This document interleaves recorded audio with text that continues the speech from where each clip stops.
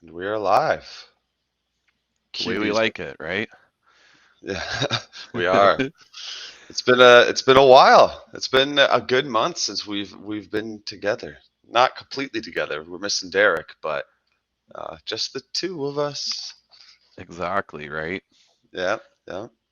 So this is number 28. So we're back at it. We didn't quit. So I'll call this season one and a half. We'll start season two when Derek returns. That's right. How Yeah. about that? Or it's the mid-season break, right? They have a part Oh one and a yeah. part two these days of the longer seasons. Well, between some uh breaks and some other things and whatnot going on, it's always good to have a little period to recharge and get going again. So did you do anything fun while you were out? Yeah, yeah, we did it. We did a bit of traveling with the family, personally, and so that was nice to get some time off there. And yeah, I've been into the news recently. It's been pretty wild out there. I definitely came back to quite a few interesting stories, Oh yeah, it's been crazy. and I know you've been pretty heads down with some IR engagements. I know that can be pretty intense. Any crazy takeaways from that? Well, I think the biggest thing that people don't always do is they don't test their backups, Mm, right? They just trust that the restore capability is there, but it's not really. So I think that's a big struggle for a lot of people. right. You really need to take that time, and I wouldn't even do it once a year. I mean, you really need to bake it in at least quarterly to get in there and do backup and restores. And then I think multi-factor authentication that we talk about, and then legacy systems, really having those segregated off if you have to keep them for a business reason are some of the key takeaways that I really have over the last couple of weeks for sure. Yeah, no, it's funny just hearing that because we talk about it all the time here, and now you're seeing it in practice. So certainly, it sounds like we're hitting the nail on the head. I know we use these buzzwords a lot, but it's because these are the common shortcomings that we tend to see, right? Exactly. So speaking of MFA, if we pivot just a little bit, CISA and FBI warns of the Russian hackers exploiting MFA and print nightmare bug. And so one of the key things that comes to my mind is, we tell everybody to go do MFA, but do we really talk about the best practices and security around MFA? So there's the enrollment period that you can get people signed up and set up, and then how many devices do you allow them to register on an account? And then if you aren't doing an app and you allow SMS, there's huge scams out there to do the SIM slamming, where Mm, they take the SIM and switch it out, and we see a lot of that with the whole the Bitcoin, all the digital currency, where people will do anything they can to get the SMS to take over somebody's wallet, because that's the default that a lot of companies go to overall. So those are just old school things that are popping back up. That print nightmare bug just won't go away, will it? yeah, yeah. Well, it's a really lucrative vulnerability from an attacker's perspective, and it's widespread and often misconfigured or not remediated in many modern environments. And so then when you combine it with what some of the things you mentioned, misconfigurations in the enrollment policy or in the MFA enrollment, or just faults in the policy in general. I know we were chatting about it earlier. What is the correct amount of devices to allow? Do you just allow one and then put the burden on support to kind of manage the off cases? And regardless, you're still seeing that in the wild, people are using pretty guessable credentials, as the specific story you alluded to was another government agency with seemingly weak or default credentials. And so there's password hygiene is in and of itself still is an issue. And really, it's a combination of these using these defense in depth techniques to ensure that when one of these fails, you have another system in place to account for it. But I think with what we're seeing here, it's just a matter of, it was one account, right? Mhm. So it's more um, looking for the needle in the haystack, making sure you're continuously looking for these things. Maybe not just doing it once a year, but far more regularly, or even every time an account is enabled or disabled, doing a review of the policy and all of the potential accessible devices for that user. It's a lot of footwork, but you avoid these types of compromises when you go through and do that. By far. Having a SIM installed, having conditional access deployed, all of these things are additional factors to look for because then you're out there actively threat hunting Mhm. and you're looking for things that shouldn't be in place. This user is always registered with an iPhone, but now they're registering with an Android. Should that give off a red flag and somebody validate that that user really did get an Android if you don't limit the number of devices you can register? And I'm not naive to the fact that it can give more burden to the help desk, but it's always the weakest link are usually the non-admin users. Not always, but a lot of times that's the target because they're the ones that use summer 2022 as their password. They get in, and then the attackers elevate their access higher once they're Mhm. inside the network, and that's how they pivot and get around the network at that point, do their lateral access, right? Yeah, yeah, and often there's two issues that come up with that. It's access management. What do these lower level users have access to once they are able to get onto the network and compromise those accounts? But then the password policy, maybe companies should consider, especially if the nature of your business is critical, even lower level users or low privileged users to have um, relatively complex passwords, because if they are able to get onto those systems, and there are vulnerabilities related to privilege escalation, even through the lower level user, that what seemingly is an innocuous thing becomes much more critical. Um, so yeah, yeah, definitely a lot of things that companies could do there. And speaking of privilege escalations, I know you had mentioned that dirty pipe vulnerability you were looking into. That's a pretty bad one right there. That could potentially lead into that. Just another example of privilege escalation on third-party NAS systems using Linux subsystems. It's pretty nasty. Exactly. A lot of people think they have immutable backups to these type of devices, and technically, if you get admin access and you can format a drive, it's not immutable anymore, Right, right? right. So people think that it is. And the same thing happens in the cloud. If you don't pay the bill, do you think they just keep your data there forever? No, they delete your data. It's in the SLA contract. And people think they just moving all their data up to the cloud would relieve all of that as well, if you will. But yeah, definitely important to have air gap backups. I mean, as much as people don't like tape backups, it's tried and true. It's removed from the environment, and then you can, recover back from that. Sure, you might have to catalog a tape, etc., but at least you can get your data back in these scenarios because we see more and more attacks coming out that go after specific backup systems now. They know how to go in and disable the services so that it doesn't back up for several days or even weeks before they hit and do their ransomware attack, and then you don't even know.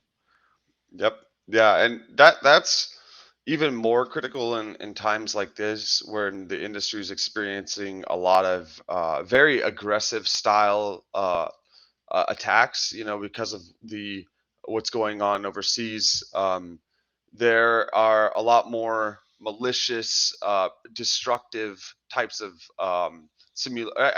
wouldn't even say simulations at this point, but just full blown attacks that are uh, happening against companies, and they're going against a lot of what you're mentioning, storage backups, and really just the intent of destruction, to disable, to make it so these companies or organizations have to cease operations as a result. So a lot of people have always focused and put emphasis on maybe some of the end devices and servers.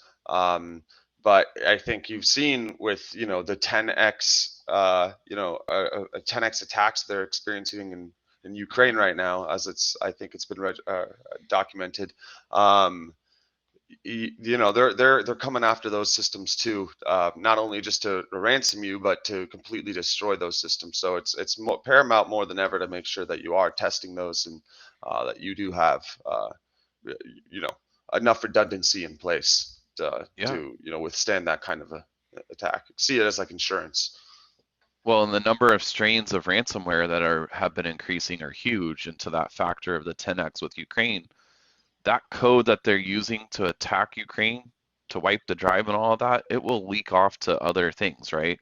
Right now the focus is there, but eventually that code will leak out on the dark web here and start being used in everyday attacks, if you will. So somebody could be mad at some company, hire ransomware as a service, get a disgruntled employee or whatever the insider threat might be, and it might not even be that, right? But the wipe the drive type of methodology, in my opinion, is more the malicious one, Hmm. where somebody had something, a vice with something or whatever, and they hire that ransomware as a service to go after that attack. Hmm. And it's actually surprising to me how many of these people are actually in the US working. I mean, we've seen arrests in the past that occur here. It's not always overseas. I think a lot of people always think that it's not here in our backyard, but oftentimes it is.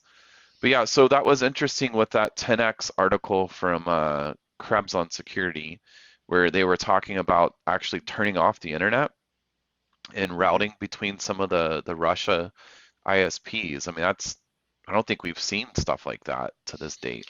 Yeah, yeah, no, certainly, and it's I think it's to hinder the basically the offensive security operations of Russia right now, and it's certainly it's going to have some amount of profound impact in that way, because if they're not communicating to the rest of the internet, they're going to have a very hard time being able to route traffic to their targets.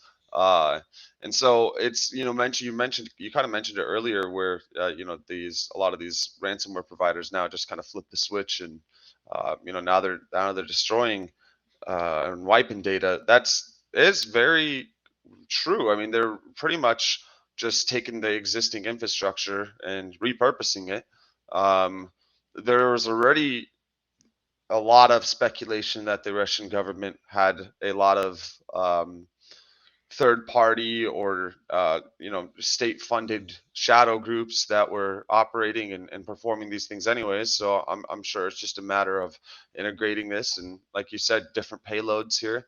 Um, but those individuals, I'm sure, are experiencing a lot of hurt being, cut off the way they are and not having access to the Western markets as they did. Um, and then to your other point about their location, yeah, I think, that the global distribution, you can pretty much work from everywhere. These perpetrators are um, maybe based out of one country, but they're individuals, or they're probably comprised of individuals all over the world, right? You may only have like three Russian dudes, and then the rest are from whatever country. So it's yeah, distinguishing between which groups are state funded and which are still kind of operating independently is tough to do, but you can almost guarantee that some of that is being converted, certainly. Oh yeah, by far. So along those lines was that caddy wiper. That's another wiping one that ESET found. And what I found unique here is that it just keeps scanning the network. It goes down each network drive. So if you have a mapped network drive, it's going to try to go after that. And privileged access, right? People tend to have too much access than just in time or a privileged access. And so they could delete an entire shared drive, right? You have access to your S drive, your shared drive or whatever, and you have the whole thing. A user could go in there and technically delete it. And it's not the user, it's obviously the attacker, but they run those scripts and they just go after drive after drive after drive, all the way down to Z in this case. But yeah, it's very interesting to see that we continue to see these attacks. Yeah, and that one's interesting because there's many philosophies or approaches you could take there. I mean, the two-person authentication is kind of one thing, but then what happens if they get access to both? But I guess Mhm. that's why you have that is the likelihood is significantly reduced. It does create a quote unquote back end bottleneck where now if you want to create any changes, you need two people to do it. And that's typically where the lapse in security comes from, is when somebody has to do something 1,000 times and there's this roadblock they have to go through every time eventually, but that's why those individuals just kind of need to be vetted more stringently, have training programs that are like, even if that person is not a security individual, they should probably have a pretty intensive security course specifically around that kind of auth management or whatever the specific function that they're targeting is, just so that you know you're really minimizing risk there. When it's a vulnerability like that, you just have to assume they don't have the attack, they don't have access to the attack. You just have to hope they don't have access to the attack vectors, and so you can minimize that by pretty much reducing all doing the right training, making sure the right controls are in place. Yeah, if you prompt too many times for multi-factor, you just like on your watch, you can sit there and just tap approve, Right. and people don't even check. Is it really me asking for it, or is it something else Right. asking for it? Yeah, and those become phishing messages actually. You can easily use that as an attack vector for phishing, just because people get so used to clicking the 2FA thing. But I tend to, I know we over here tend to take those messages pretty seriously. We do run through a lot of simulations for that reason. Um,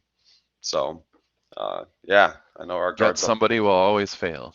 Yeah, yeah. Well, that's the The human 10%. the Yeah, the human human flaw. factor, right? Right, exactly. Yep, yep. Yep. The other thing that kind of comes to mind is with these ransomware attacks. So say you're not with one of the wipe the drive or the caddy wipe type of attacks, but you get attacked, you don't have a good backup, and you make the business decision, because it's a business decision to pay the ransom to get the decryption key.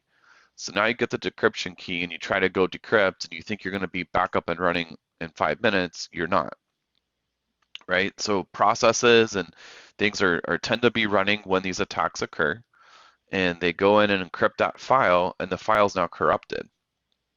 So you pay the ransom, you run the decryptor software, you try to start the application, and it doesn't come up. So I think people forget about that. And then the CPU cycles to decrypt these files takes a lot of time as well. So you can still be 2, 3, 4, 5 weeks out of recovering all of these systems due to data corruption on the backside. So they pay the $500,000 or 400, whatever your ransom might be. They pay that thinking that they're going to get right back up and running, and they're not. Yep, So yep. it's a big eye opener with that as well for people when they think about those scenarios and situations, and you got to test and plan for those. Yeah, you're messing up a lot of stuff when you go through and encrypt everything, right? And if it's a large enough volume of data, it's gonna take you quite a long time to go through and do that, like you said. Um, so yeah, with that, you would hope you'd had segmentation enough and understand your software dependencies enough to be able to kind of do a staged decryption rollout, but not everybody's going to have that luxury. And it's hindsight's 2022, right? So 2020, 2022, Yeah, but 2022.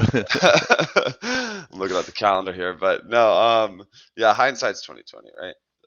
So it's hard to know that in advance, but that's a good point. And so accounting for that is, I guess, something you have to do when you're doing negotiations. The more time you spend negotiating, the less time you're going to have, dealing with that component of it as well. Exactly. So I think that we're kind of like in the way or what do you call it? The quiet before the storm. Right now, I think that all the focus for Russia is trying to attack Ukraine and some maybe some of their allies nearby that are there, but I do think it will start to shift as the war continues on and whatnot. I do think that we'll start seeing those attacks come back overall. So I know a lot of people are talking about how attacks are down a little bit right now, etc. But I just think it's the calm before the storm that it's coming. Yeah, I think so as well. These things tend to come in like seasons or cycles because everybody tends to believe that hacks happen relatively quickly, but a proper hack, to the reconnaissance time and the data collection time and just the custom exploit development time actually is quite lengthy. And I don't know, this has I don't think this has been going on for more than a month now. Like that's not a long time in the world of hacking.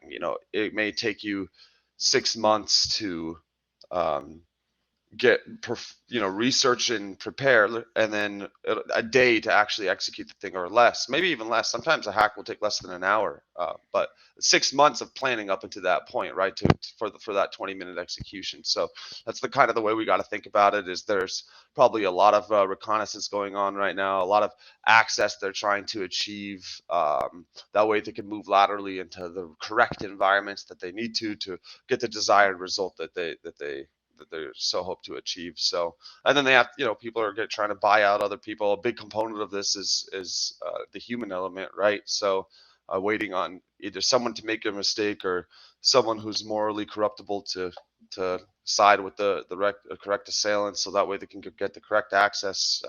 Yeah, no, I mean it's gonna take a little bit, but it's coming like a heist, right? Oh, exactly. Yeah. By far.